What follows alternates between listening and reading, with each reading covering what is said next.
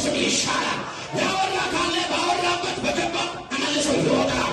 የእግዚአብሔር ቃልና የእግዚአብሔር ድምፅ በአንተ ሕይወት ብቻ ይፈጸማል። እግዚአብሔር ተናጋሪ አምላክ ብቻ አይደለም፣ የተናገረውን የሚፈጽም ነው። ስለዚህ በትንቢተ ኢሳይያስ ላይ እንዲህ ይላል፣ እኔ እግዚአብሔር እናገራለሁ፣ የምናገረው ቃል ይፈጸማል እንጂ ቃል ምን አይልም፣ አይዘገይም። አጠገባቸው ያለ ሰው የእግዚአብሔር ቃል ይፈጸማል፣ ቃሉ አይዘገይም ብባሉት። አጠገባቸው ያለ ሰው ዘገየ ብሎ የሚያወራው ሰይጣን ውሸታ ነው። እግዚአብሔር ግን አልዘገየም። ቢዘገይም እርሱ ፈጥኖ ምን ይላል? ይመጣል። እርሱ ግን ምን አይልም፣ አይዘገይም። ለምን? የተናገረ እግዚአብሔር ራሱንና ራሱን ታምኖ ስለሆነ ኤልሻዳይ ስለሆነ የተናገረው ቃል በሩቅ